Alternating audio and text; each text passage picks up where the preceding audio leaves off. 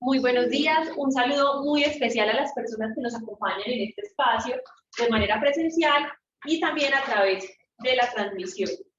Damos inicio al segundo día de este octavo Congreso de Red y Paz. En el encuentro de ayer tuvimos la posibilidad de trabajar dos grandes temáticas.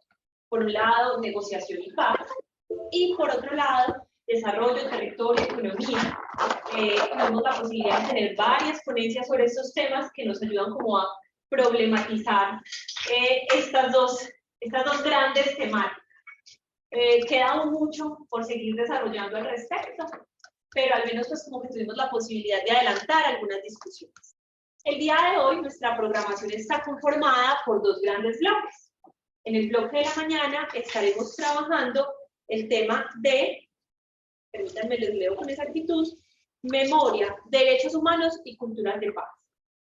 Entonces, la dinámica será que iniciaremos con una conferencia central, les voy a presentar en un momento a nuestro conferencista, seguido de un trabajo por submesas valga la redundancia, de trabajo, donde se estarán presentando ponencias conectadas con esa gran temática. Y en la tarde estaremos trabajando el tema de género, arte e inclusión, dando apertura a través de un panel, un conversatorio entre dos invitadas, seguido de un trabajo nuevamente submesas con ponencias alusivas. Todo se estará transmitiendo en vivo a través del Facebook del Grupo Cabilando y una de las submesas, dos de las submesas, perdón, se estarán transmitiendo a través de el canal oficial de Facebook de la Uniclaretia. Con esta presentación inicial, damos entonces inicio a esta primera temática del día y les voy a presentar a nuestro ponente, quien estará trabajando la ponencia Trampas al recuerdo, olvidos inducidos, memorias sesgadas y polarizaciones creadas, barreras psicosociales para la paz y la democracia en Colombia. Con este tema nos acompaña Juan David Villagómez. Él es psicólogo de la Pontificia Universidad Javeriana, egresado de esta universidad, con pregrado en filosofía también de la misma universidad, experto en intervenciones psicosociales en situación de violencia política, máster en cooperación internacional al desarrollo, doctor en migraciones internacionales y cooperación internacional al desarrollo de la Universidad Pontificia de Comillas. Actualmente es docente asociado de la Facultad de Psicología de la Universidad Pontificia Bolivariana de Medellín, de la especialización en Psicología Social Aplicada, de la maestría en Psicología Social y del doctorado en Ciencias Sociales de la Escuela de Ciencias Sociales de dicha universidad. Desde allí ha desarrollado el proyecto de barreras psicosociales para la paz y la reconciliación en Colombia. Agradecemos, Juan, por acompañarnos en este espacio y tienes entonces el auditorio. Bueno, buenos días para todas y todos. Un saludo muy especial. Me siento muy contento pues, de estar compartiendo aquí en este espacio, tanto para los que están presentes como para los que están y las que están vía virtual. Digamos que lo que quiero presentar el día de hoy, si esto me lo permite, ya. Está basado en la investigación que hemos realizado desde el año 2016, llamada Barreras Psicosociales para la Paz, la Democracia y la Reconciliación en Colombia. Y voy a ir hilando 8 ejercicios investigativos que han ido emergiendo de este proceso que hemos desarrollado durante más de 7 años y que nos ha permitido comprender de qué manera digámoslo así, el marco que tiene que ver con una dimensión cultural y psicosocial que está en el hilo del lazo social, de una u otra forma también es un elemento que junto con la dimensión estructural, económico-política, en términos de injusticia, desigualdad y todo esto son hilos conductores que han hecho que en este país la paz termine siendo siempre una utopía no realizada o el conflicto se recicle y perdure sin que lo podamos cerrar completamente. Y pues en este caso, como les digo, nos centraremos más en los aspectos psicosociales de eso, no solamente psicológicos, sino psicosociales de esto. Y hoy voy a hacer un hilo relacionado con el tema de la memoria y cómo se han construido esas memorias que hacen que en esta sociedad haya sectores sociales, no solamente partidos políticos o intereses políticos y económicos, sino sectores sociales muy grandes, que incluso pueden ganar elecciones, que se oponen, digámoslo así, a la construcción de un acuerdo definitivo o del cierre al conflicto armado colombiano. Nosotros partimos de una categoría que utiliza el psicólogo social israelí Daniel Bartali, que se ha popularizado en el estudio de la psicología política y la psicología social de los conflictos, que es el de conflicto intratable, que tiene unas características que es larga duración. Ellos proponen entre 2 y 3 décadas, el nuestro podría estar entre 5 y 7 décadas tranquilamente. Una resistencia de élites políticas a las negociaciones de paz en esos contextos, en nuestro caso con las guerrillas, que no la hubo tanto con los grupos de autodefensa paramilitares, y pongo ahí en el 82-86 con Belisario Betancur, en el 89-91 donde se logró con el M-19 y con el EPL, pero no con las FARC y el ELN, en el 99-2002 en el Caguán, y luego la que hubo en el 2012-2016 con el cierre en el plebiscito, el acuerdo del plebiscito, y luego una implementación que en mi concepto es no solamente parcial, sino que fue fallida, especialmente en el gobierno de Iván Duque, y que esperamos que se retome plenamente en el actual gobierno, que sigue teniendo falencias y dificultades en esa implementación. Un respaldo importante de sectores de la sociedad a partidos de extrema derecha. Él habla del caso israelí, cosa que sucedió allá, y no me voy a extender con eso, pero aquí en Colombia eso nos ha pasado. Y un término fundamental, que es el etos del conflicto, una sociedad civil que ha construido un etos del conflicto, él lo llama así, porque es como Martín Baró lo llamaba una naturalización de la violencia, es decir, una sociedad que se acostumbra a vivir de esa manera, y como ya es una costumbre, pues vivimos y convivimos con esto, y pues terminamos incluso poniéndonos a las negociaciones de paz. Incluso al proceso actual hay demasiada oposición a ese proceso de paz total. Y un elemento de esto que si alcanzamos a llegar allá, porque yo también pues en esto cuidaré el tiempo, en el hilo de estas investigaciones pararé donde el tiempo se cumpla. Entonces, bueno, polarización social y política que trae división en la vida cotidiana y evita que los problemas públicos sean transmitidos pues en el espacio público. Y hostilidad hacia movimientos sociales y movimientos y organizaciones de derechos humanos, que en este país eso es muy fuerte, que no solamente es una hostilidad simbólica y verbal, sino que ha sido física, con la eliminación sistemática de líderes sociales, defensores de derechos humanos, ambientalistas, etc. Y el objetivo de esta charla es apuntar y deconstruir.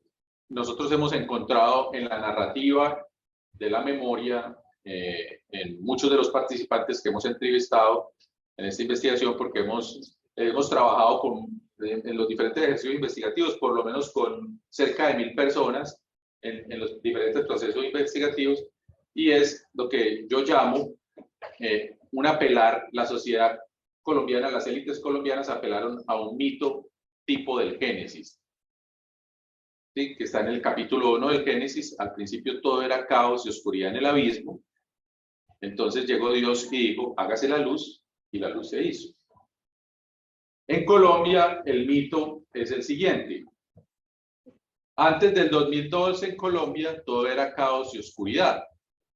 Entonces llegó nuestro Mesías criollo y dijo, hágase la luz, y la luz se hizo. Y ese mito está muy fuertemente arraigado en la memoria, porque la memoria no necesariamente tiene que ser de lo cierto, la memoria es una construcción social, en la memoria de una muy buena parte de la población en este país. Ayer iba con un taxista que me decía que extrañaba al Mesías.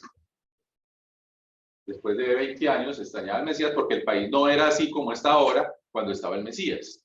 Entonces ese mito hay que deconstruirlo, y la forma de deconstruir ese mito es mostrando, pues obviamente, algunos elementos que voy a mostrar enseguida. Aquí, que también es parte de lo que vamos a ir mostrando en este ejercicio, yo lo llamo la trampa mediática. Porque uno podría decir, ¿dónde está la luz? Si estamos jugando eso, si la luz se hizo, ¿dónde está la luz? O mejor dicho, ¿dónde se pone el foco?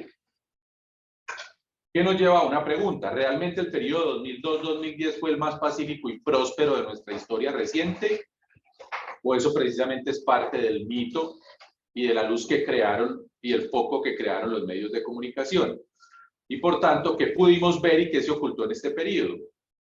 Porque esto es clave para la construcción de una memoria histórica, alternativa y resistente, porque esa memoria no puede ser solamente la memoria de las víctimas, que es muy importante, sí, que nos muestren que sí, que hubo víctimas y todo eso, pero no solamente eso, sino del relato que se construye, relato histórico. Pero hablamos también del concepto de memoria histórica. Y en ese hecho uno simplemente con revisar, esto lo vengo presentando yo desde que empezamos la investigación, porque incluso estuvo dentro de la fundamentación del problema de nuestra investigación, solo que los datos se van actualizando. A 31 de julio de 2023 tenemos 9.537.920 víctimas, de las cuales 4.403.574, 43% se produjeron en el gobierno de Uribe, periodo 2002-2010, que es donde se centra el mito del cual estoy hablando. ¿Sí? Y cerca del 50% si incluimos los 8 meses de Pastrana. ¿Sí? Según la Comisión de la Verdad, el 70% de las víctimas se produjo en el periodo 96-2006. En lo que respecta al desplazamiento forzado, estamos hablando de 8.498.363 a 31 de julio. ¿Sí? Según la Comisión de la Verdad, en 2000 y 2001 esa cifra superó los 600.000.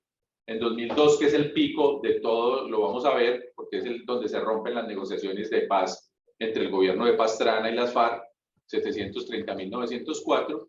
Pero desde el 2003 hasta el 2008 no tuvimos una baja significativa, siempre fueron superiores a las 400.000 víctimas. Por lo tanto, no podríamos hablar del periodo de paz y prosperidad que nos han construido mediáticamente y en el relato hegemónico, ¿sí? Y hasta el 2014, que es cuando se empiezan a firmar ya acuerdos de cese al fuego con las FARC, las víctimas anuales eran superiores a las 250.000, ¿sí? Muy bien, en el periodo 2002-2010 se produjeron de esos desplazados 3.948.000, cerca del 45%, y de ese desplazamiento forzado, el 55% fue causado por grupos paramilitares.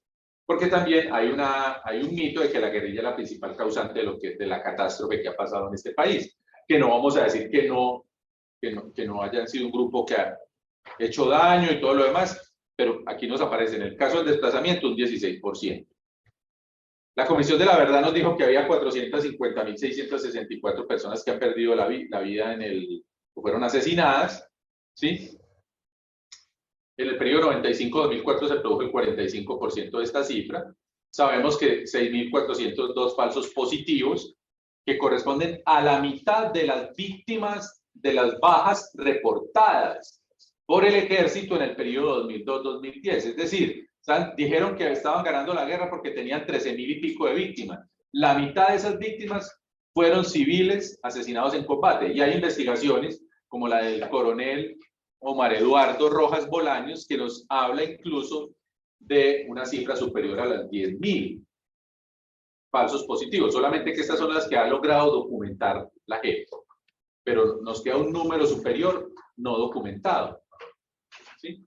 El Centro Nacional de Memoria Histórica nos reporta 4.237 masacres, de las cuales el 58.9%, ¿sí?, fueron perpetradas por los grupos paramilitares, ¿sí? Solo 17.3 por las guerrillas, o solo no, porque eso es mucho. Muy bien. Y ahora también hay una narrativa de que con este gobierno la violencia se disparó y entonces estamos otra vez en el periodo casi, nos están metiendo que estamos en el periodo previo al 2002. Y no sé si ustedes han visto esa narrativa mediática que cada vez se va instalando más. Pues les cuento que en el gobierno anterior, 2008-2016, está 261 masacres, 930 líderes asesinados, 245 excombatientes. Es decir, esos hechos de violencia comenzaron a recrudecerse desde 2018 y no a partir de agosto del 2022, como nos quieren también hacer creer los medios de comunicación. Finalmente, el Centro Nacional de Memoria Histórica dice que del 100% de las víctimas, el 61.8% son responsabilidad de los grupos paramilitares, de las cuales 98.52% son civiles. Y si ustedes ven esta gráfica, pues nos vamos a encontrar con lo mismo. Yo estoy deconstruyendo ese mito, y el mito es, ustedes si ven en la gráfica, hay un pico en el 2002, estos son hechos victimizantes, y luego en el periodo 2002-2010 nunca baja por debajo de lo que había en los 90. ¿Sí? Por lo tanto, si no bajó por debajo de lo que había en los 90, el periodo 2002-2010 no fue el periodo de la paz absoluta. Seguramente algunos pudieron ir a la costa y a la finca, pero seguramente mucha gente vino de sus fincas a seguir engrosando los cinturones de miseria de las ciudades, porque las cifras de desplazamiento son también proporcionales, como lo vemos en esta gráfica de la Comisión de la Verdad, que tiene el mismo patrón. ¿Sí? Claro, el periodo 96-2006 es un periodo muy fuerte porque hay un crecimiento exponencial de las FARC, como lo vemos acá en este gráfico, el incremento de los frentes a partir de 1990, ¿sí?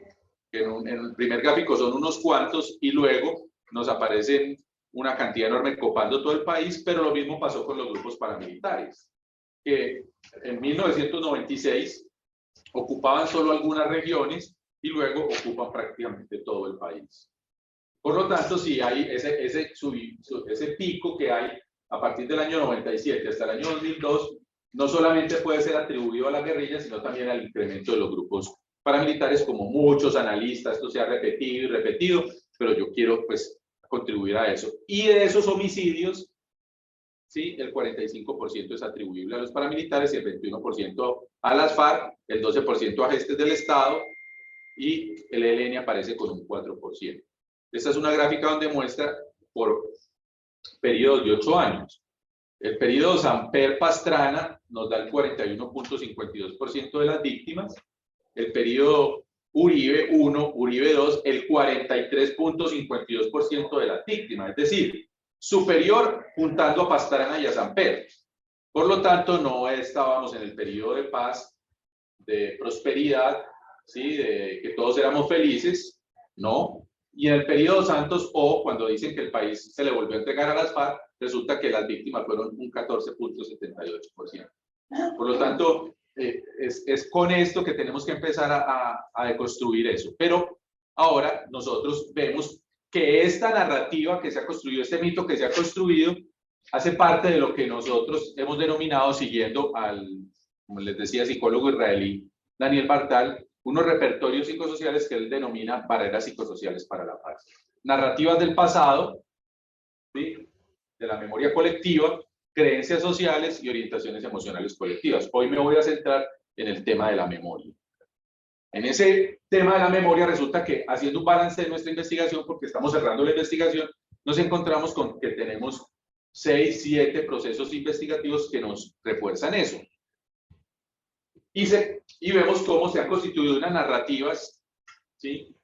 Victimistas que configuran relatos de los hechos históricos que deslegitiman al otro, es decir, al adversario, en este caso serían las guerrillas, ¿sí? Justificando las acciones violentas desde el Estado y desde el proyecto paramilitar.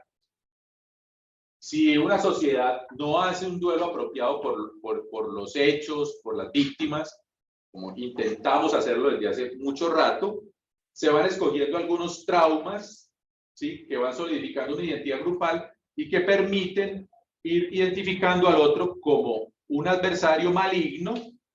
¿Sí? Esto es desde el marco teórico, o sea, esto no se está refiriendo al conflicto colombiano, sino en general, ¿sí?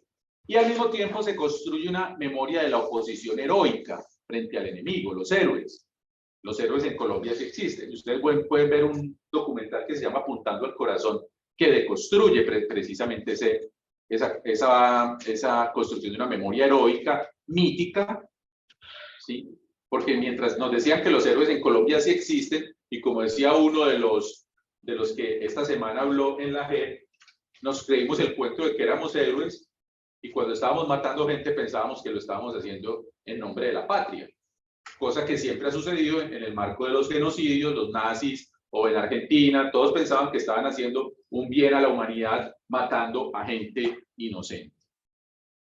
Además de eso, se van construyendo plantillas narrativas esquemáticas, así lo llama James Webb, o narrativas colectivas maestras, así lo llama Bartal, interpretan los hechos, las circunstancias y la responsabilidad a la luz de ese esquema narrativo, que polariza además, mostrando un culpable, ¿sí? Y poniendo al otro en un lugar de víctima inocente. De ahí nos viene el mito del Génesis con el cual partí en esta conferencia. Y esto, vuelvo y digo, esto es desde el marco teórico, esto no está refiriendo a Colombia. Desde esta lógica de construir memorias, se han justificado graves crímenes contra la humanidad, como la limpieza étnica en los Balcanes, en la guerra que hubo en Serbia, Croacia, Bosnia, en el periodo de los 90, o el genocidio de los Tutsis por parte de los Hutus en Ruanda, o el genocidio armenio, o el genocidio de los indígenas maya en Guatemala. Siempre hay una justificación que es política, moral, histórica, para legitimar este tipo de hechos. Y en la forma del relato, y aquí tiene que ver mucho con el uso de los medios de comunicación, hay tres procesos psicosociales básicos. Uno, la sobreproyección, que implica ubicar en el adversario toda la capacidad de hacer daño, atribuyéndole una intencionalidad naturalmente maligna. Eso lo vamos a ver ahora, ¿cierto? Una repetición constante en los medios de comunicación y las redes sociales ahora, que muestran una y otra vez el dolor que causó ese adversario y refuerzan la maldad de ese adversario, mientras se esconde la propia, ¿sí? Y una descontextualización, porque los hechos se aíslan del proceso histórico y de la confrontación armada, porque no se está hablando que eso se hizo en el marco de una guerra o de un conflicto armado, sino que ese actor maligno se le ocurrió de la nada ir a matar gente. Y por lo tanto nosotros tenemos el derecho de ir a matarlo a él y a todos los que se le parezcan, que es, digámoslo así, si uno pudiera resumir esa construcción histórica y ese relato, está muy fuertemente allí. Entonces, en ese proceso me doy cuenta, al revisar todo lo que hemos hecho, hicimos varios procesos y ejercicios. El primero lo hicimos con el semillero, mirando dos hechos, la masacre de Bojayá y la masacre del Salado. ¿Sí? Y le preguntamos a los entrevistados, al escuchar la palabra Bojayá y el Salado, ¿qué le venía a la mente? ¿Sí? Si nos hablaban del hecho violento, entonces le preguntábamos si conocía al actor, que es responsable de esos hechos, y si qué ocurrió específicamente. Y luego, eso lo hicimos con 152 personas y profundizamos con 38, un estudio cualitativo. Si ustedes ven acá en esta gráfica, sobre la masacre de Bojayá, el 60% conocía la masacre, ¿sí? Y un 13% conocían que por lo menos había sido una masacre cometida por las FARC, aunque no conocían las circunstancias. Y un 27% no la conocía. En relación con el Salado, un 72.4% no la conocía, ni sabía que eso existía, ¿sí? Y solo un 11.2% conocen móviles y circunstancias. Entonces, si ustedes suman el otro 16.4%, es decir, de gente que conocía, pero estamos hablando que más o menos es proporcional, un 73% y un 73%. Y la gente nos dice, cuando le preguntamos por el Salado, que era un barrio de Medellín, un parque de Envigado, un barrio de Envigado, o que la persona nació salada y es de mala suerte, ¿sí? O que estaba haciendo la comida y se le fue la sal. Mientras que en Bojayá nos contaban la historia, lo que pasó allí, lo de la iglesia, lo de la pipeta, hasta el Cristo, como ven ustedes, está mutilado. O sea, toda esa imagen. ¿Y dónde vieron esa imagen? Algunos nos hablan incluso del famoso zapatito, el montaje del general Montoya, que también acaba de desmontar lo del zapatito. Muy bien. Esto lo presentamos en 2018 con el semillero y las chicas clasificaron hasta el nivel nacional. Y eso fue en Pasto. Y uno de los evaluadores les puso una nota altísima, hubiera clasificado al latinoamericano, y otro les puso una nota súper bajita. Y fue por razones políticas. Porque este señor les dijo, es que ustedes están pretendiendo hacer memoria de una cosa que sucedió hace 20 años y la gente no se acuerda. Teniendo en cuenta que con Nuevo Bojayá sí se acordaban. Entonces, ese mismo año, eso fue en noviembre, en el mes de enero, yo le digo a los chicos, vamos a mirar algo del año pasado, aunque ya estábamos en proceso de implementación del acuerdo y todo esto. El 12 de abril de 2018, las disidencias de las FARC al mando de Guacho asesinaron a 3 periodistas ecuatorianos que habían secuestrado. Pero en la misma semana, 1 o 2 días antes,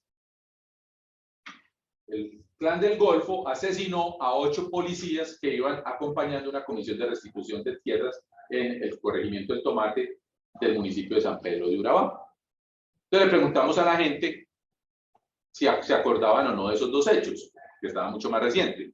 Y miren lo que nos dijeron. Sobre los periodistas ecuatorianos, el 70% conocía con pelos y señales los hechos. Habría que agregarle el 2.4% que conocían por lo menos que había el hecho y quién era el responsable, aunque no conocían las circunstancias. Nos suma 81.2%. Personas que conocían lo de los policías en Urabá, 88.5%.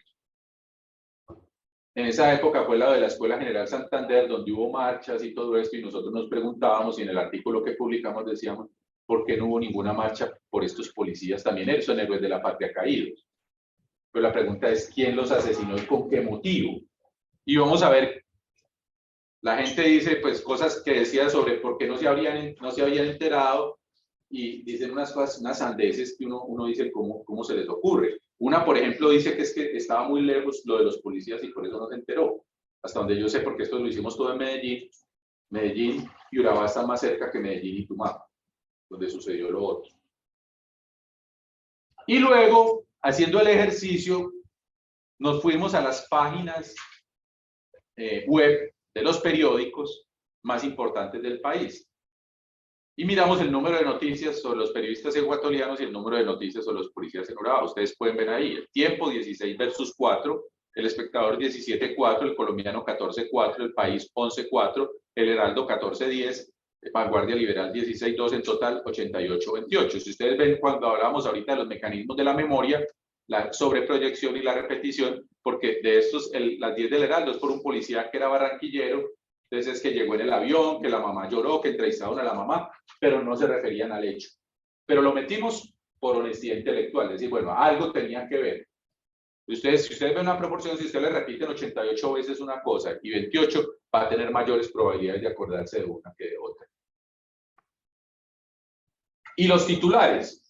Esto es simplemente siguiendo a una tesis doctoral que hizo Alejandra García Marrugo, porque se preguntaba, y que ustedes pueden consultar, no es sino que pongan ahí, ¿por qué odiamos más a las FARC que a los paramilitares? Y les sale toda la tesis donde ella hace un seguimiento a los principales diarios del país durante todo el periodo 2002-2006, si no estoy mal, ¿sí? O 98-2002, no recuerdo.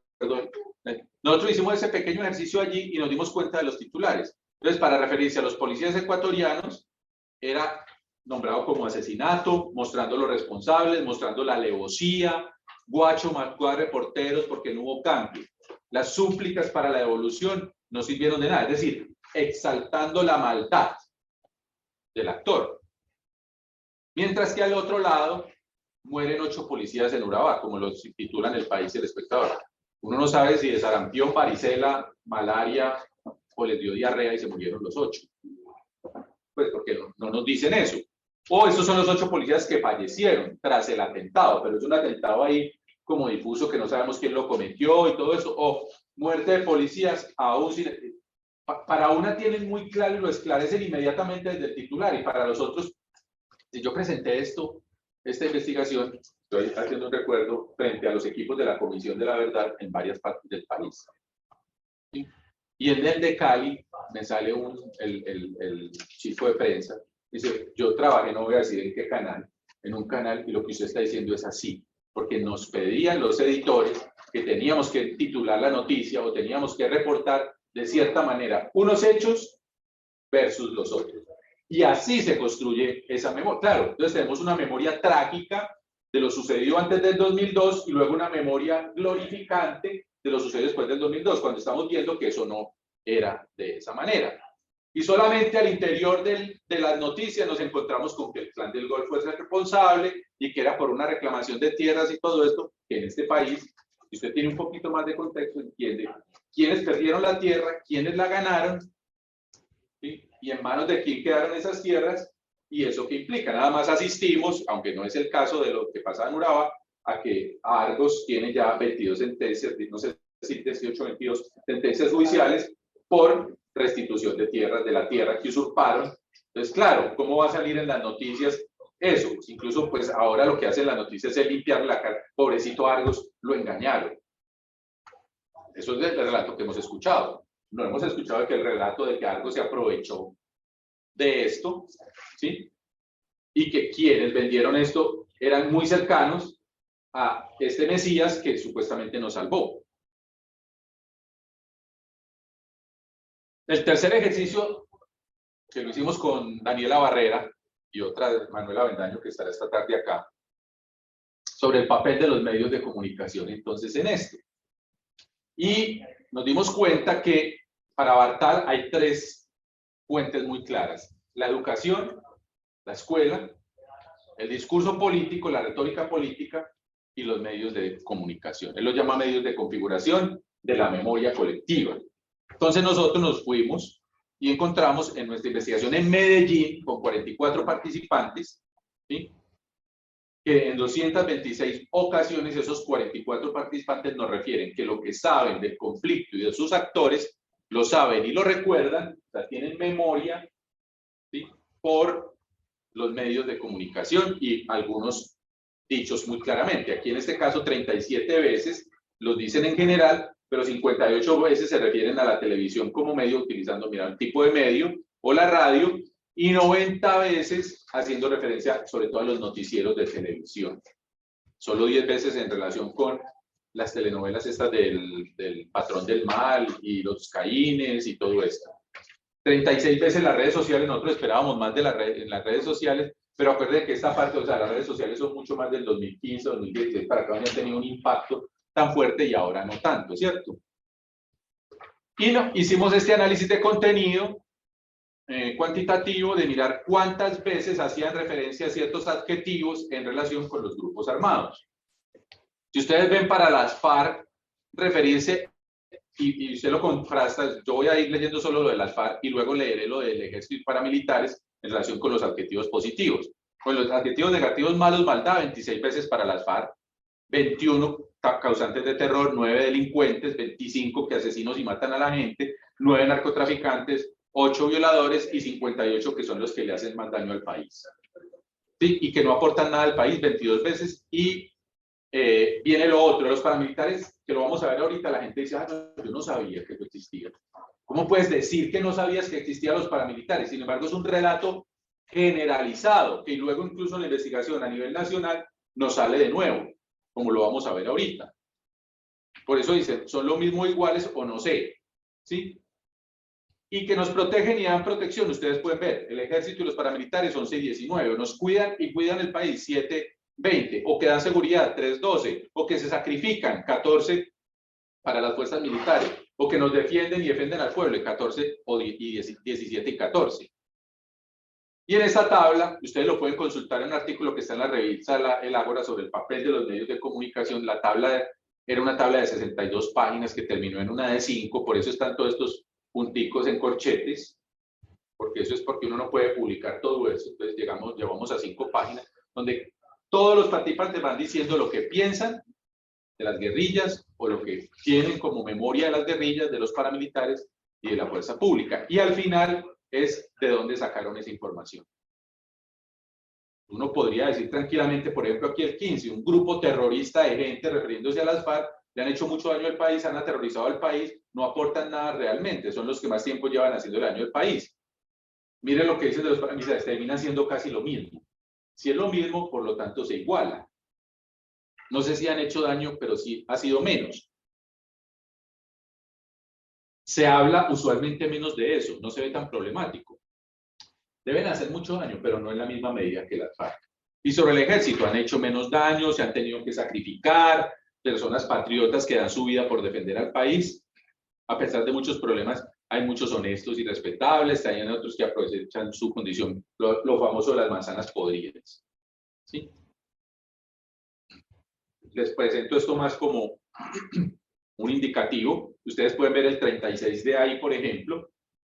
Grupo terrorista, simplemente desastre, ruinas, odios, todo lo malo. Tenemos un grupo de bandidos organizados, sí, pero atacando al país. En los últimos años las FARC son más quienes han hecho daño, cuando tu lucha social la vuelve narcotráfico, terrorismo y delincuencia. Y mire frente a los paramilitares, legítimo. en la medida en que el Estado no tenía la fuerza suficiente para defendernos. Hay paras que realmente defendían sus fincas, sus espacios y su territorio, no les interesaba hacerle daño a los demás. En su momento se escuchó hablar de matanzas, se escuchó allá, por allá, lejos, ¿cierto? De cosas muy crueles que ellos hacían para defender sus espacios. ¿Sí? Y el ejército, por proteger la comunidad, su intención, defender al pueblo como tal, ese ideal ha sido de ellos. Había 2 o 3 generales que estaban de acuerdo con lo de los falsos positivos, pero eso son manzanas podridas de nuevo, ¿sí? Y luego las noticias, siempre las noticias de televisión como una fuente sobre la cual ellos informaban. Vamos al cuarto estudio, ¿sí? El cuarto estudio nosotros lo llamamos representaciones sociales de hechos históricos. Ese es un estudio mixto con 54 personas en cualitativa, que es un número muy grande para una investigación cualitativa, y 457 en cuantitativa, todas en el área metropolitana del Valle de Aburrá, con una entrevista semiestructurada que era, le preguntamos a la persona qué hecho recuerda sin nombrarle. Luego, si lo recuerda, quién fue el autor. Luego, qué pasó. Y con eso ya pues, lo hacíamos. Pero luego teníamos una serie de hechos, ya se los voy a preguntar. Y luego le preguntábamos a la persona si sabía quién era el autor. Y si no sabía, que nos dijera quién pensaba. Ese es el punto clave aquí de la investigación. Si no sabe, dígame quién cree que fue. Muy bien. Esta creo que la presentamos en uno de los congresos de Reipaz hace 2 años, así, algunos de los resultados. De esos hechos, lo que se llama representaciones sociales de hecho histórico es que queda anclado en la memoria de la gente. Es decir, la gente lo recuerda porque circula como representación. Les he señalado en fucsia 5 hechos que corresponden a hechos ocasionados por la guerrilla, o donde tienen una responsabilidad la guerrilla. Si ustedes ven de 8 que quedaron anclados, 5 son de las guerrillas. La operación Orión queda allí porque es en esta ciudad. Cuando esto lo hemos hecho en otras partes no aparece la operación Orión, pero es porque esto sucedió en esta ciudad, eso es muy fuerte.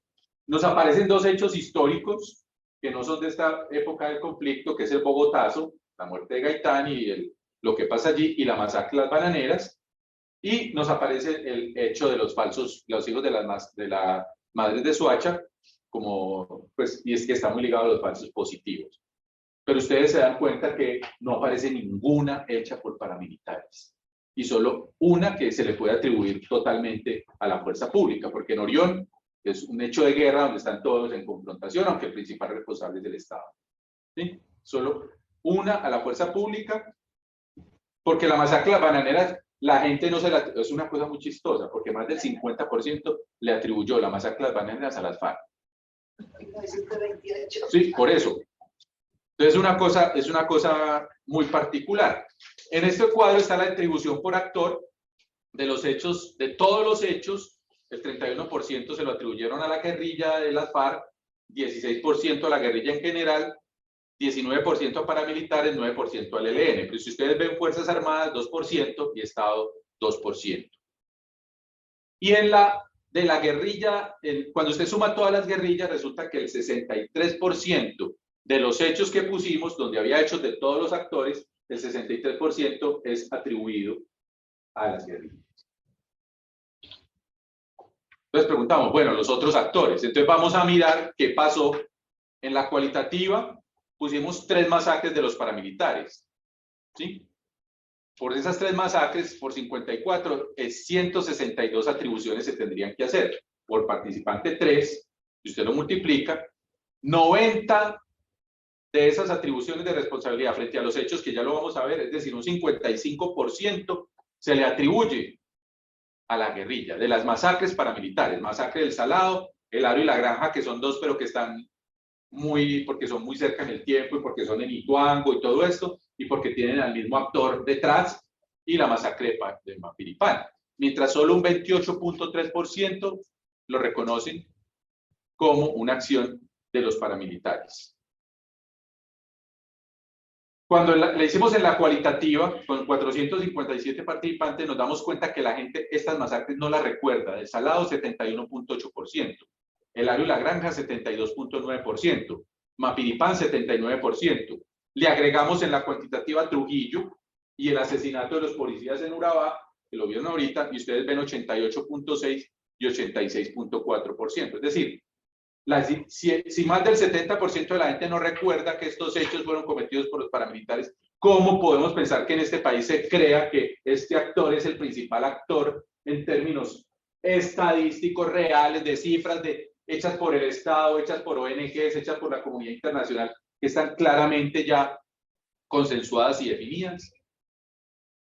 Y ustedes ven acá la comparación, ya en la cuantitativa, sobre la atribución de responsabilidad. O sea, de la masacre del Salado, 45.5 se lo atribuyen a las guerrillas y 33.6 a los paramilitares.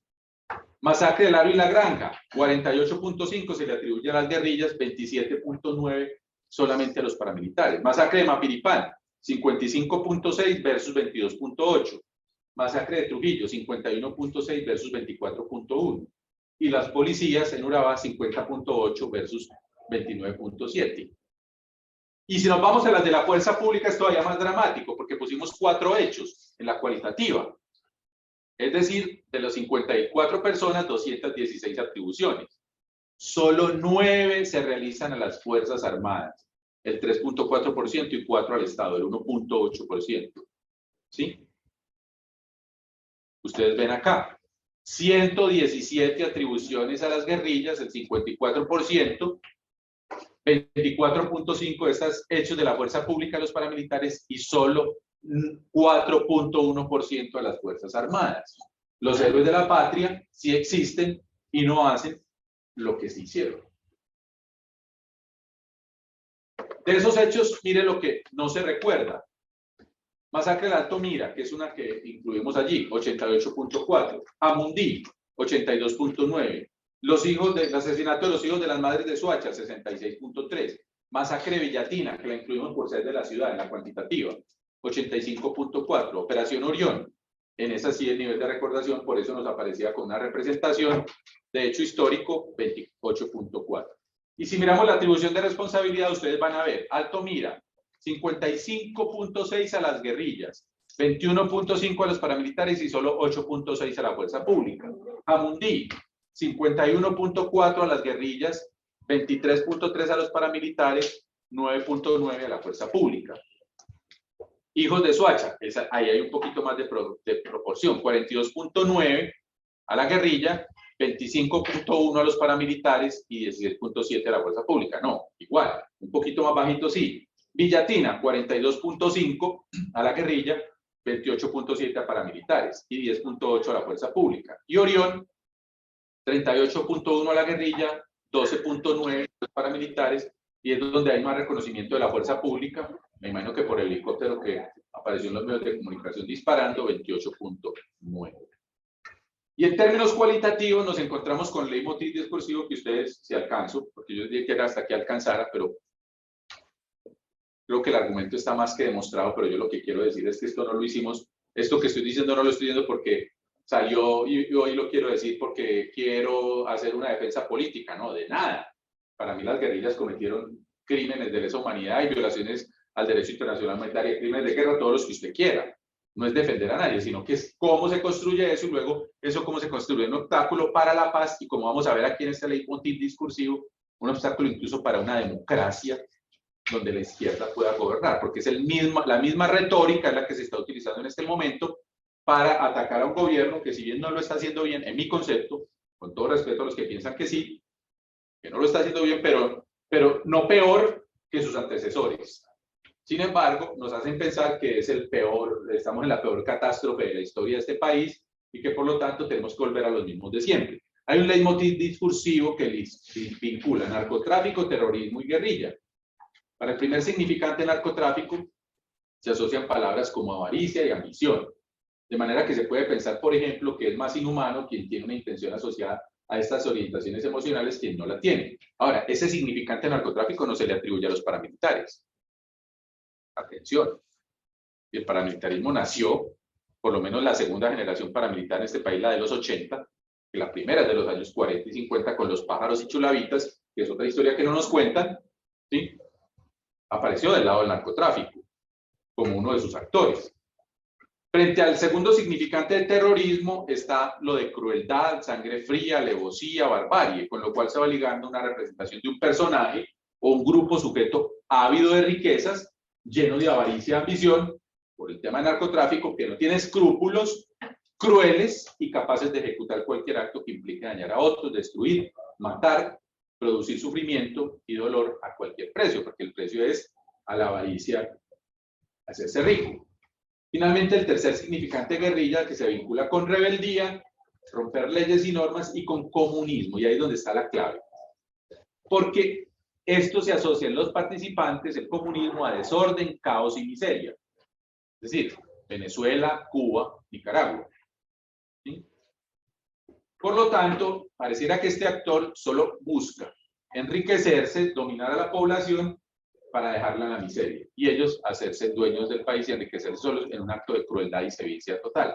Lo grave de esto, ¿sí?, de esta narrativa y de esta, que esto ya lo habíamos visto al principio, ¿sí?, es que se produce un enemigo, y eso no es banal, porque atribuir la responsabilidad de la mayoría de los hechos, aún en una situación de pasado remoto, como veíamos la masacre de las bananeras o el Bogotazo, por conjetura o suposición, aunque no se tenga recuerdo del mismo, ni exista narrativa, ni representación de forma mayoritaria a un tipo de grupo, las insurgencias armadas a guerrillas, no es ingenuo y podría pensarse que es el producto de una construcción de la memoria y de la historia oficial que paradójica está marcada por un olvido conveniente.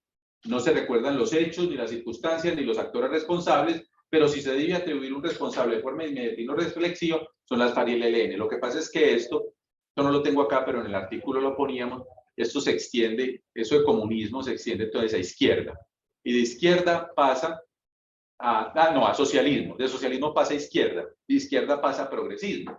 Yo no sé si ustedes recuerdan que en las redes sociales circulaba que el presidente Juan Manuel Santos había sido comandante de las FARC con el nombre de Santiago, una cosa que es totalmente loca, pero la gente llegó a creer ese tipo de cosas. Por lo tanto, cualquiera de los que la mayoría de los que estamos sentados acá, podríamos clasificar en ese, porque eso es un silogismo transitivo, aunque es más una falacia, pero se intenta hacer un silogismo transitivo. Todos los que estamos acá somos sospechosos de ser, por lo tanto, terroristas, narcotraficantes, ¿sí?, guerrilleros. O sea, o más, comunistas, o sea, izquierda o progresistas. Y aquí no todos pueden ser que sean de izquierda, pero sí de pronto progresistas, liberales progresistas. Por lo tanto, izquierda, por lo tanto, comunista, por lo tanto, guerrillero, por lo tanto, terrorista y por lo tanto, narcotraficante. Y por lo tanto, es legítimo que nos maten. ¿Sí?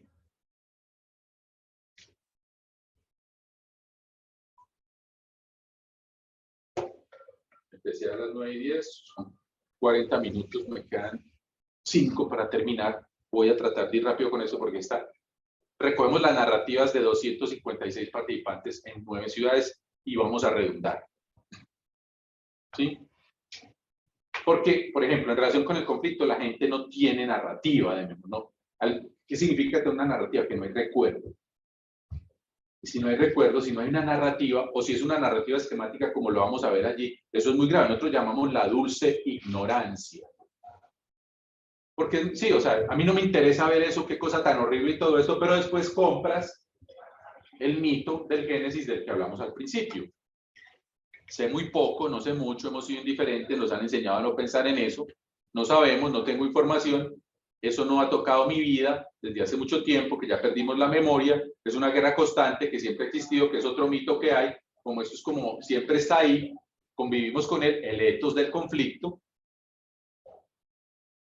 o una narrativa esquemática que es muy limitada, con los que algo saben, tienen esa narrativa esquemática, sí, eso fue como que venían los liberales y conservadores, después las FARC, y después los paramilitares, y después las FARC se pervirtieron y las guerrillas se volvieron narcotraficantes, y después los paramilitares tuvieron que llegar a salvar al país porque el Estado no podía. O sea, ese relato estereotipado está en otra gente, pero sigue siendo un relato estereotipado que no profundiza, o sea, es decir, no hay un relato de memoria compleja que nos permita mirar esto de otra manera.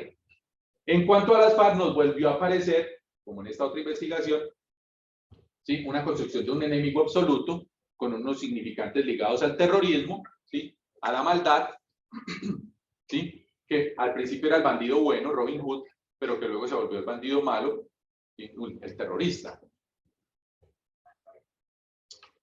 Aquí lo que queremos mostrar es una lógica de lo endogrupal y lo exogrupal, que es parte de ese fortalecimiento, porque los buenos somos más, y hay unos malos por allá que son muy poquitos, y esos malos, ustedes ven en este relato 13 veces la palabra ellos, en menos de un párrafo.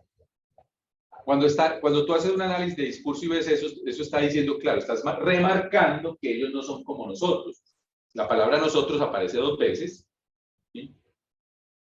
Esto no es el único relato que es así, es decir, ese ellos y nosotros nos va mostrando precisamente que aquí hay una condición moral, ética, de bondad, de los buenos somos más, es parte de lo que Bartal dice en la construcción social de ese enemigo, y por lo tanto los malos, si los eliminamos, al fin va a llegar la paz en este país. Y ustedes ven los apelativos ahí, terroristas, secuestradores, asesinos, delincuentes, mafiosos y narcotraficantes, ¿sí? Y aparecen unos traumas elegidos. Bojayá, la famosa alcoholar bomba, que ni siquiera fueron, reclutamiento de menores, violación de mujeres y secuestro de figuras políticas. No hay una tía que no haya pasado un mensaje de WhatsApp con este rosario de hechos cometidos, que algunos de ellos sí, obviamente, y la legitimidad de la eliminación de ese enemigo. En relación con los paramilitares, ¿sí? Hay una ausencia de narrativa, un olvido social de este actor, pese a que las cifras oficiales, como lo hemos visto acá, dan cuenta de su protagonismo en las violaciones a los derechos humanos y al derecho internacional humanitario. Y se dice con frecuencia, nuevamente, ya con 256 participantes de todo el país, de eso no sé, no le paré bolas a eso, no me enteré, ¿sí? Lo que raya en una lógica de pacto de negativo, como si en esta sociedad hubiéramos querido mirar para otro lado, y que aparece muy claramente en esta entrevista, que es como la que mejor lo ejemplifica, de una chica acá de Medellín, que vivía aquí nada más aquí al lado en Altavista, le tocó la masacre de Altavista a la familia, un tío de ella salió herido en esa masacre, no lo mataron, pero que los combates eran al frente de la casa de ella, se tuvieron que ir desplazados del barrio por todas las amenazas y todos los grupos paramilitares, cuando ella era niña, pero ella odia a las FARC. Y los paramilitares no saben nada. Y cuando le pregunto eso, ¿cómo puede ser posible que es este diálogo que está transcrito ahí, si lo pueden ir leyendo? Ella me dice que no, que es que ella está más enterada de lo de las FARC porque ha leído más de las FARC y ha visto más de las FARC. Claro, ¿dónde lo ha leído, dónde lo ha visto? Pues obviamente en la prensa, en la radio, en la televisión, y los paramilitares no han escuchado tanto. Pues yo le digo, pero es que los paramilitares afectaron su vida, las FARC nunca se han metido con usted ni con su familia, ¿usted por qué los odia? Porque debería odiar a los paramilitares que afectaron su vida. Y me dice que tiene que ver con el miedo, y me dice con que ella lo borró de su memoria. Y uno ve ahí lo que significa el pacto, los argentinos hablan de eso, Daniel Feinstein habla del pacto de negativo, pero también lo hablan otros que trabajan esto, y es como si esto de eventos del conflicto tiene que ver con eso, o sea, como que nos vamos poniendo de acuerdo, pero no es un acuerdo donde tú y yo hablamos, sino que la negación en Freud funciona como que tú crees, o sea, eso pasó, pero tú haces como si no pasó, ¿sí? Tú sabes que murió tu ser querido y tú dices, no, él no es, pero sabes que está ahí, o sea, lo sabes y no lo sabes al tiempo, es una cosa muy fuerte. Psíquicamente, ¿cómo puede suceder eso? Pues eso se puede suceder socialmente, ¿sí? Y frente a la fuerza pública, pues es lo mismo, el heroísmo y todo esto. Yo quisiera cerrar ahí porque ya paso como al tema de polarización que se deriva de esto, pero ya nos meteríamos en otro tema porque tiene que ver con esta charla, con el tema de la memoria. Pero yo les pregunto, que es como más que yo hacer una disertación al respecto, si esta es la memoria construida, ¿por qué estamos esperando que haya un apoyo masivo y popular, uno, a unos acuerdos de paz con los grupos insurgentes? Y por eso ha sido tan difícil hacerla en este país, porque grupos políticos que se oponen a ello tienen un apoyo social, una masa votante que los apoya, una legitimidad social y política muy grande, por un lado, pero ya vemos eso cómo se ha construido.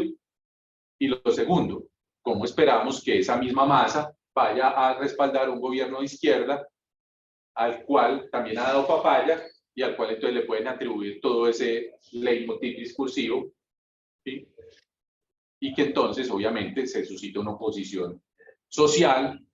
Los que vivimos en esta ciudad lo sabemos muy bien, que es radical, y que es visceral, porque si nos metiéramos a las emociones, que no es el tema que estamos trabajando hoy, nos hemos encontrado con eso, con esa visceralidad en la forma de oponerse tanto a los procesos de negociación política del conflicto, con las insurgencias sobre todo, no tanto con los paramilitares, o ahora sí con el Clan del Golfo, porque como ahora saben que están contando verdades, no quieren tampoco que esas verdades salgan. Pero también, y se extiende por ese leitmotiv discursivo que les estoy diciendo, y ese silogismo, o esa pretensión, esa falacia que pretende un silogismo transitivo, que es decir, estamos siendo manejados por un delincuente, que se lo escucho, pues cualquiera, yo sé que todos los que están sentados acá y los que nos están viendo, ¿sí? Cualquiera tiene un familiar en esta ciudad que está diciendo eso, que estamos siendo gobernados por una pandilla de delincuentes que están volviendo al país igual a Venezuela y que estamos en el peor caos de la historia de Colombia, cuando no ha pasado nada, por lo menos. Para los que dicen que estamos en el gobierno del cambio, el mejor gobierno de la historia, tampoco. Simplemente no ha pasado nada diferente a lo que estábamos viviendo hace un año. Esa es la misma Colombia, con corrupción, con un Estado que no interviene, que no actúa, igual.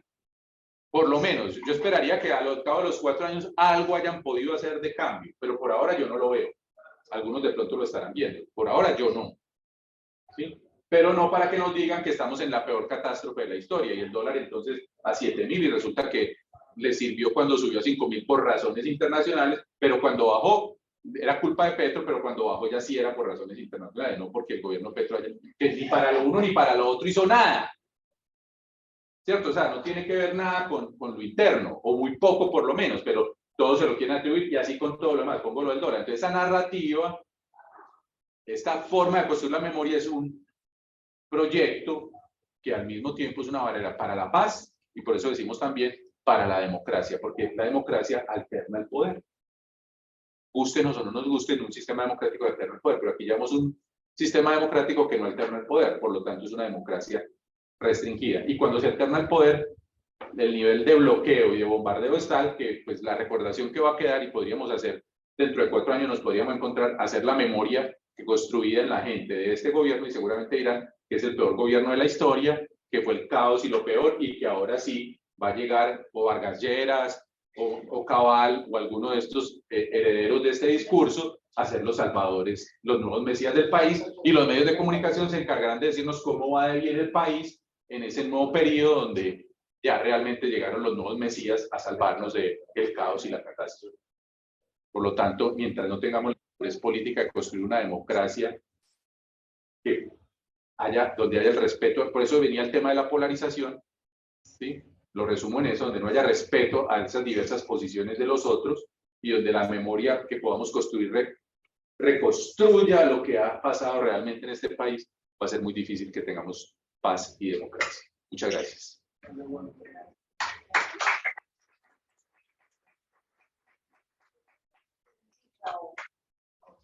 No está la moderadora. Estoy pendiente. También estaba allí pendiente de los otros ponentes que se están conectando. Muchísimas gracias, Juan David, por tu intervención. Les propongo la siguiente dinámica en relación con el tiempo. Demos un espacio, si les parece, de unos 10 minutos para preguntas. Sí. Y de ahí pasamos para preguntas y comentarios que ustedes quieran compartir. Y de ahí pasamos a un receso. Y si les parece, a las 10:30 arrancamos con ya las 20. ¿Está bien? Entonces, si alguien tiene una pregunta, también invitamos a las personas que nos escuchan a través de la transmisión a compartirnos sus preguntas y comentarios. ¿A dónde descargamos el texto? Yo lo paso. Porque ahí está, en la segunda parte está todo lo de polarización. Vamos con Aura y Janet. Bueno, buenos días. Mi nombre es Aura Durán. Quiero hacer como, no sé si es comentario, pero a mí siempre me ha surgido la inquietud. Yo dicto historia de la violencia y todo esto fue como muy... Pero yo siempre he dicho, en Colombia decimos que la violencia la genera la guerrilla o los paramilitares, pero no tenemos en cuenta el sector económico en este país, que es que el mismo Petro decía en una frase: nosotros tomamos el gobierno, tenemos el gobierno, pero no tenemos el poder. Y el poder es el sector económico. ¿Quiénes financian los paramilitares? Nos vamos dando cuenta es como los que van y hacen directamente la acción, pero no quienes están detrás. Entonces, por ejemplo, Fedegan, todos estos gremios económicos, Indupalma o Fedepalma, Fedegan, pues como que son los que están más vinculados con esa cuestión de las masacres, inclusive este señor, el que era ministro de Agricultura, ¿cierto? Que él es el que es de Indupalma, él es el que está también ahí como por detrás de todo eso. Entonces, en la memoria también nos va quedando eso. La violencia en Colombia la producen la guerrilla y los paramilitares, pero los que están detrás financiando todo eso. Entonces, alguien me decía, pues en una de las clases, me decía, oiga, profe, ¿usted por qué hace más énfasis en su clase sobre los paramilitares? Sí, pues lo mismo esto que... Entonces digo yo no hago más énfasis, sino que como de la guerrilla, por los medios de comunicación nos dicen todo, pero de los paramilitares no hay nada. Y hacemos unos estudios de caso, que son de todas esas masacres, de los 13 casos emblemáticos que habla el Centro Nacional de Memoria Histórica, y que son esos que usted menciona, y la gente dice, los estudiantes nuestros son estudiantes de, pues la mayoría entre 25 y 40 años, más o menos. Y mucha gente dice, yo no conocía de eso, yo no sabía de la masacre, yo no sabía de qué tal cosa. Y estoy en total acuerdo con toda esa cuestión que pues, plantea acá, porque verdad, lo que hay en la memoria de la gente es mirar cómo satanizar la oposición, que en este caso es la gente. Entonces sí me parece que es muy interesante, o muy interesante no, también nosotros desde la academia recalcar que no solamente son estos dos actores, sí, porque bueno, la fuerza militar pues hacen parte del Estado también, pero esto es este sector económico que es el que tiene prácticamente el poder. ¿O sí, qué papel juegan ellos? Si usted se da cuenta, yo por eso hice esa aclaración, nosotros estamos hablando del conector psicosocial que hay. Y por lo tanto, pues miramos desde la narrativa de la gente. Eso no aparece obviamente en la narrativa de la gente. Eso implica que hay una investigación estructural que se escapa de nuestras posibilidades investigativas en este caso. Y uno en eso tiene que ser respetuoso. Yo no puedo saltar y decir que de acuerdo a nuestra investigación, entonces los gremios o todo esto no lo puedo decir. Que lo piense o no lo piense es otro problema. O que por otros estudios pueda nombrarlo, sí, pero como estoy presentando como el proceso de una investigación, no podría nombrarlo. Usted lo nombra y usted dice, claro, o sea, por eso yo en algunos casos no hablé solamente de paramilitares, sino del proyecto paramilitar, porque es mucho más un grupo de bandidos disparando, es mucho más que eso. Pero no lo podríamos nombrar en el marco de esta investigación de esa manera, aunque es evidente, alcancé a mencionar por cosas que ya están instituidas, como lo de Argos, por ejemplo, porque es que eso es una cosa que está bajo sentencia judicial. Entonces eso no es una cosa que uno le puedan decir a uno que si lo dijo es porque tiene mala leche o porque lo está haciendo sin fundamento, no, lo está diciendo con fundamento. Eso. Pero obviamente sí esa memoria tendría que expandirse también a esos dispositivos. Yo estoy viendo cómo eso se ha montado y cómo se han ocultado, porque es que incluso es que lo grave es que los mismos paramilitares que hicieron todo lo que hicieron y la gente no tiene recordación, o la recordación es muy exigua. Eso es lo grave. Entonces imagínense, si ni siquiera los bandidos, comillas, que dispararon están presentes en la memoria, mucho menos van a estar presentes los que están detrás, mucho menos. ¿Sí? Bien. Perfecto, vamos con Janet. Bueno, gracias por escucharme como siempre. Para más que preguntas, son 3 comentarios sobre una raíz de presentación. Una es también dentro de la investigación que planteas, ¿cuál es tu posición frente a los debates que han propuesto respecto al derecho al olvido, por ejemplo? Y traigo a colación el debate que hace como 2 años en la Feria del Libro en el iFestival, si no estoy mal, en Cartagena, o entre David Rey y Gonzalo Sánchez, por ejemplo, donde Gonzalo Sánchez defendía un poco el posicionamiento de darle fuerza a todos los procesos de memoria, y David Rey planteaba la idea de también tener un derecho al olvido. Dentro de esta parte también un poco es cómo manejan ustedes los silencios dentro de la investigación, teniendo en cuenta que hay también construcciones de memoria que están subterráneas y que precisamente no emergen, que en varias ocasiones puede ser porque son protectores o porque esas memorias simplemente no logran ser hegemónicas, no logran tener cosas sobre otras. Y pongo un ejemplo de silencios protectores en un trabajo reciente de campo, proyecto de la Universidad de Antioquia. Fuimos a X sitio y nos, comparado con otras partes que venían en procesos de memoria distintos, total frente a la memoria paramilitar. Fuimos a los lugares de memoria, nos llevaron a todas las partes y estábamos haciendo como una especie de valoración.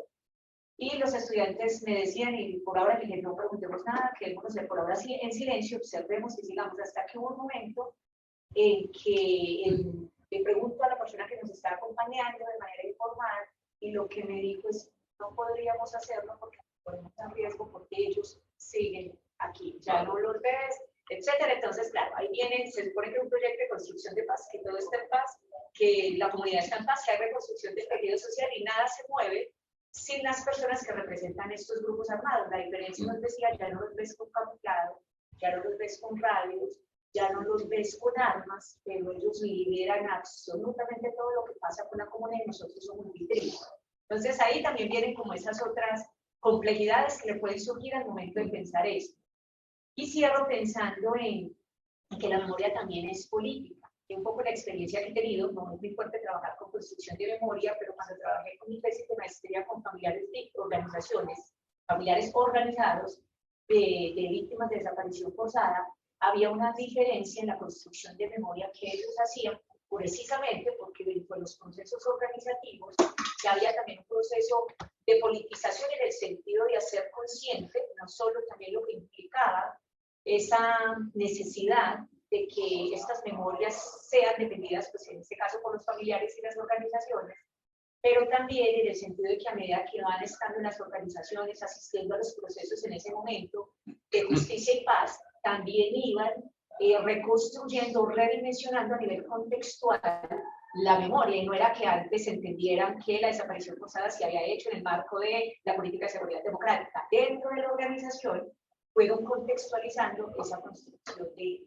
memoria. Entonces, cierro con mi comentario con la propuesta reciente que está haciendo Isabel Yelin para Argentina, de en vez de hablar de deber de memoria, hablar de derecho de memoria. Y pienso que haciendo alusión a la 1448, el Estado debe ser responsable en buena medida de cómo se construyen este tipo de narrativas, y que las universidades, como nosotros lo estamos haciendo con este congreso, estamos también llamados a estar generando propuestas que ayuden precisamente a mantener estas memorias y que todo este tipo de discursos polarizantes, especialmente, no sean las memorias hegemónicas. Bien, gracias por tu intervención. Contesto. Si quieres, recojamos también un tercer comentario, Gustavo, cierto que tú también querías ir contestas en bloque. Bueno, lo primero es cómo reconocer la importancia de la investigación, la luz que nos da para leer el rigor,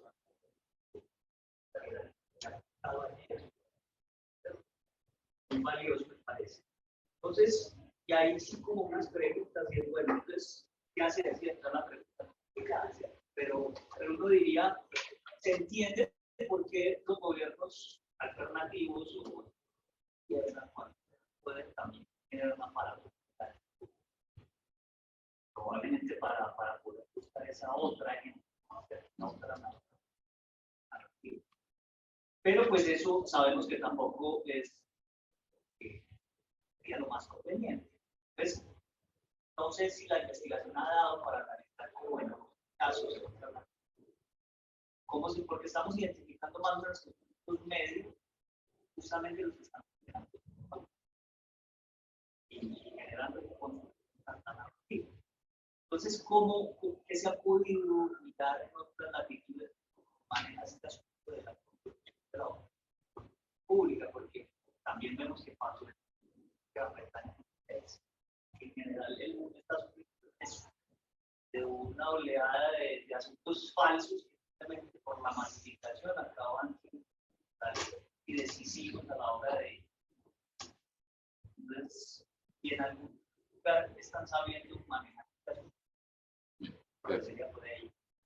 Bueno, ¿alguien más había alzado la mano? No, bien. Entonces, sobre el tema del derecho al olvido. Yo creo que la burbuja de los académicos puede dar para todo. Hay posiciones en las teorías de las ciencias sociales que dicen que la realidad no existe. Bueno, eso usted puede pensar, o sea, usted puede elucubrar en una academia y usted puede hablar del olvido. Pues es que la memoria está ligada al olvido siempre. O sea, uno es el memorioso de Borges, nos decía un tipo que todo lo recordaba y porque todo lo recordaba no podía vivir nada nuevo. Es imposible, siempre hay un olvido. O sea, entonces, ¿por qué? La cuestión es qué se olvida y por qué se olvida. ¿Y por qué están? O sea, porque la pregunta es, ¿y por qué se olvida tan fácilmente lo de los paramilitares? ¿Y por qué se olvida con mayor notoriedad lo que hizo la fuerza pública? Entonces, eso no es construido bajo un derecho, es construido bajo un poder, bajo un ejercicio político. Y hay una intencionalidad política. Entonces hay unas disputas, que lo dice Yeli todo el tiempo, entre los relatos de memoria, y también ahí se posiciona qué se recuerda y qué se olvida.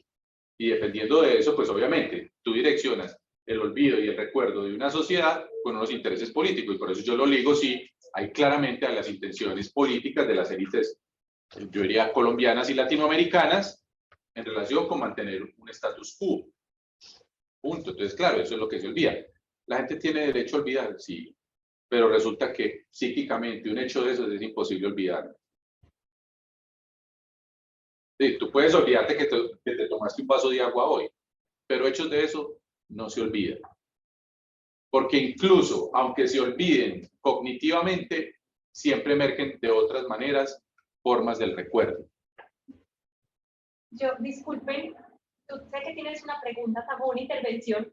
Ya son las 10:11, si les parece, damos 3 minutos para plantear la cuestión y resolverla, de tal forma que podamos seguir con la programación. Yo todavía no he respondido. Ay, bueno, perdón. Entonces, 3 minutos para dar respuesta. Disculpen que estaba averiguando un asunto de la sala para el encuentro de ahorita.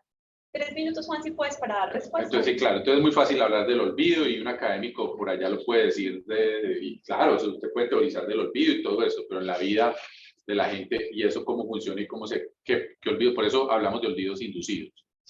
Y así se llama, y el texto que publicamos utiliza esa palabra, son olvidos inducidos, no son olvidos que la gente simplemente, no, yo no quiero recordar, porque lo mismo pasa cuando veíamos lo de la masacre de Bojayá y la masacre de Salón, no, es que eso es tan doloroso, pero porque sí recuerda la otra.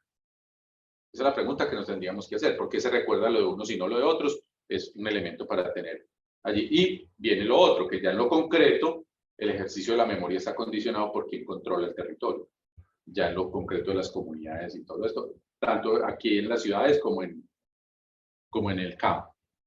Y en relación con el tema de esto, nosotros estamos empezando una investigación que precisamente tiene que ver con esto de la democracia, porque nosotros vemos que lo que se están construyendo son subjetividades políticas,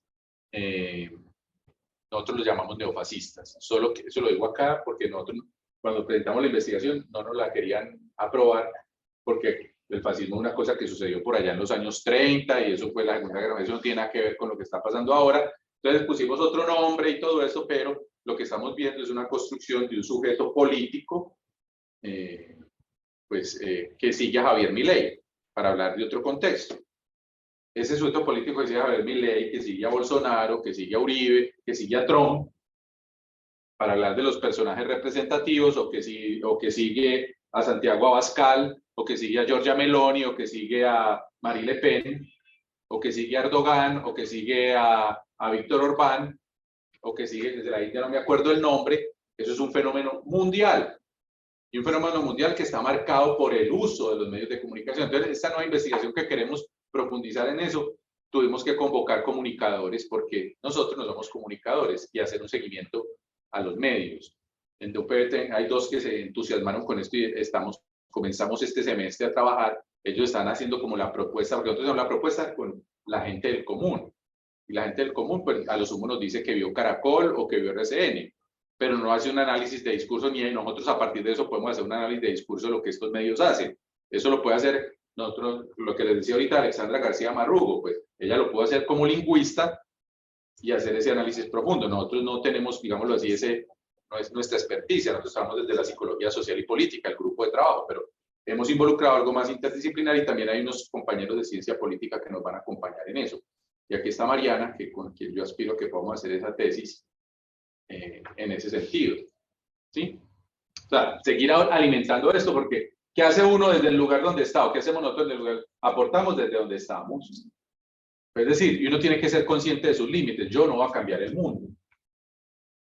Yo aporto a estas reflexiones y todo eso, que hay un compromiso claro político, no partidista, político, muy claro, pero no lo podemos hacer. Pero sí, estamos muy interesados en eso y mirar cómo o sea, yo siempre, y desde que empezamos en esto y que siempre se fue acuñando, a mí yo trabajé 20 años con comunidades y trabajos de memoria, trabajos de resistencia a los actores. Entonces yo dije, es que el problema en este país no son ni los bandidos, o sea, los combatientes y excombatientes, porque cuando se vuelven excombatientes quieren tener otra oportunidad de vida, ni las víctimas, que la mayoría lo tienen muy claro. Aquí el problema es mi tía y mi tío, que todo el día están difundiendo mensajes de odio, mensajes de violencia, mensajes fascistas, para crear una sociedad del odio, del miedo, una sociedad donde el cambio social es mal visto, una sociedad racista, todo eso está difundiendo. Entonces, ¿cómo logramos incidir ahí? Porque ahí no hacemos intervenciones psicosociales, ni intervenciones sociales. Es decir, mi tía vive en Laureles, el otro vive en El Nogal, la otra vive en Belén, y ahí no hacemos intervenciones. Y si lo invitamos a un proyecto de intervención psicosocial o una intervención social, o en un proceso, no van. ¿Cómo vamos a intervenir ahí? Yo me lo sigo preguntando. Por lo menos haciendo esto, investigando y tratando de construir la forma como han construido estas memorias, estos relatos, las emociones. Lo de las emociones es muy fuerte, ¿sí? Las creencias, por lo menos de verlo y ponerlo a circular. Eso es lo que hasta ahí podemos hacer. Queremos hacerlo de medios, ¿sí? Pero, por ejemplo, algo como Presunto Podcast, que lo hace cada 8 días. ¿Quiénes escuchan acá Presunto Podcast? Alcen la mano. Una persona. Y es casi que lo único que hay de crítica de medios para deconstruir el mensaje de los medios que tenemos en este país. Y eso simplemente lo escuchamos algunos, una élite. ¿Cómo hacer eso para que eso le llegue a mi tía y a mi tío? Yo también tengo la misma pregunta, porque ahí tendremos la posibilidad de darle otro sentido a la democracia, lo que hablamos ayer de participación y todo esto, o sea, cómo se convierten en participantes desde otro lugar y no simplemente en invitados, simplemente aprobar un marco que otros les traen. Muy bien. Perfecto. Entonces, con esto damos cierre a esta conferencia central inicial. Quedamos muy provocadas y provocados a seguir reflexionando sobre este tema, que tiene grandes aristas, grandes preguntas. ¿Cómo vamos a trabajar? Vamos a tener entonces 15 minutos de receso para las personas que nos acompañan en la transmisión. Vamos a retomar transmisión a las 10:30. Vamos a estar divididos en 2 submesas de trabajo. Voy a leer cómo van a estar divididas para que las personas, tanto que están aquí como que están en la transmisión, sepan a dónde ir ahorita. Vamos a tener una primera mesa que se va a seguir transmitiendo por Facebook Cavilando, Facebook del Grupo Cavilando, y que va a estar en esta sala. ¿Qué temáticas van a estar allí? Voy a leerlas para que ustedes sepan dónde van a estar y de dónde quieren participar. La configuración de los agentes estatales como perpetradores en la narrativa transicional colombiana, acercamiento teórico analítico al caso de los falsos positivos en la región del Catatumbo a partir de los estudios de crímenes de masa, por Janet Restrepo Marín. Resignificación del patrimonio cultural hacia una nueva memoria de la nación, por Nancy Correa Mosquera. Memoria omnisciente, la imagen de una memoria natural, política y artificial, por Diego Andrés Escarpeta. Guardia Cimarrona de Bogotá, una apuesta por la paz, la memoria y la defensa del territorio, por María Camila Rojas y Angélica Ortiz. Periodismo de paz y reexistencia, fomentando la construcción de memoria, medios y una cultura de paz, por Natalie Montoya Montaño, que van a hacer en esta sala, en el mismo canal de Grupo Cavilando. Los va a acompañar Juan David Villagómez. Las otras ponencias que leo a continuación van a estar en la sala 6. ¿Listo? Y van a estar transmitidas por el canal oficial de la Uniclaretiana en Facebook. ¿Qué son? Trayectorias de vida de estudiantes universitarios víctimas del conflicto armado colombiano por Jefferson Álvarez. Política de la aceptación social desde el reconocimiento de las diferencias, aportes socioculturales para la construcción de la paz urbana desde la memoria colectiva, por Oscar David Lagares. Las voces infantiles, una mirada a cómo los niños y niñas participaron en el proceso de construcción de memoria, Valentina Ortiz Muñoz. Memoria colectiva sobre el conflicto armado colombiano, construcciones desde las interacciones de las niñas y los niños de la escuela La Tupiada del municipio de San Carlos, por Sara Yepes Ortiz. Y Centros de Memoria Histórica para la recuperación de la memoria histórica y la reparación integral a las víctimas de los conflictos en el Piedemonte Araucano, por Jefferson Andrés Cardoso Sepúlveda. Esas van a estar en la sala 6 y van a ser transmitidas por el canal de Uniclaretiano de Facebook. ¿Listo? Entonces, 10:30 en punto arrancamos. Quienes estamos acá daremos entonces un receso y nos vemos en un momento.